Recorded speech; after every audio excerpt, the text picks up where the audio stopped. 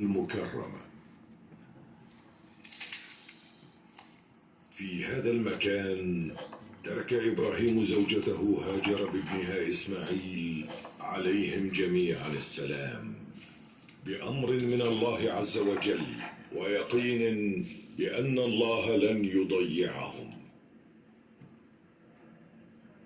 وعبر السنين تزدهر مكة لتصبح محفلا تجاريا وثقافيا بين الشام واليمن، فيعمر سوق عكاظ بمختلف السلع.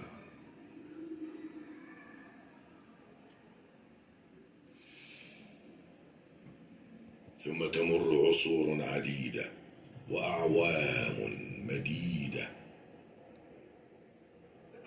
في مثل هذه الدار ولد النبي صلى الله عليه وسلم، فهي دار أبيه عبد الله بن عبد المطلب وأمه آمنة بنت وهب، التي قالت إنها في ليلة ولادة محمد خرج منها نور أضاءت منه قصور الشام.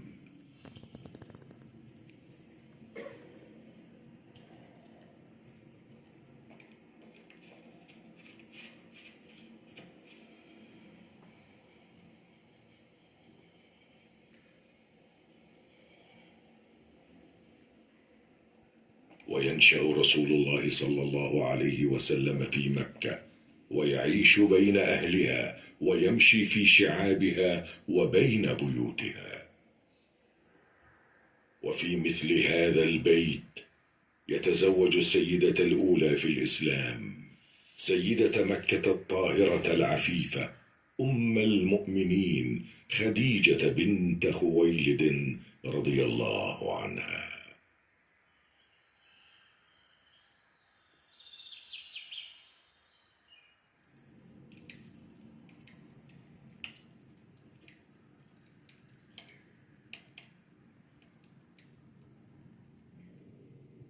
وكان صلى الله عليه وسلم يحب الخلوة بنفسه، فكان يمشي نحو 7 كيلومترات حتى يصل إلى جبل حراء، فيصعد ذلك الجبل الشاهق بارتفاع 294 مترا للوصول إلى الغار في قمة الجبل، حتى نزل عليه الوحي وكلفه تبليغ الرسالة الخالدة: اقرأ باسم ربك الذي خلق.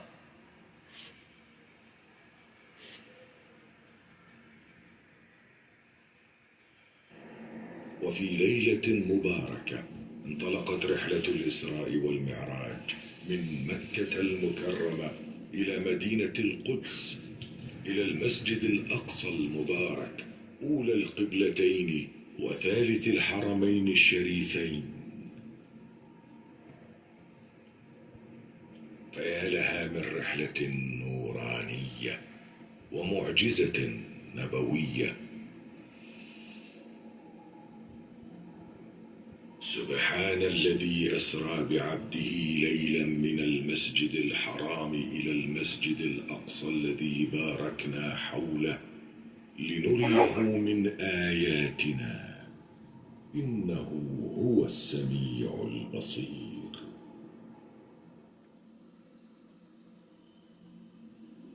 وتبدأ رحلة الهجرة المباركة.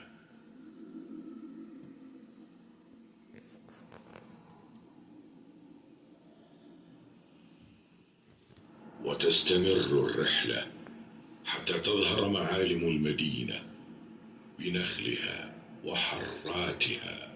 وقد علم الأنصار بقرب قدوم النبي صلى الله عليه وسلم، فظلوا ينتظرونه عند الحرة، لا يردهم إلا حر الظهيرة، حتى سمعوا مناديا يبشر بقدومه صلى الله عليه وسلم، فتسارعوا إلى استقباله وهم في غاية البهجة والسرور.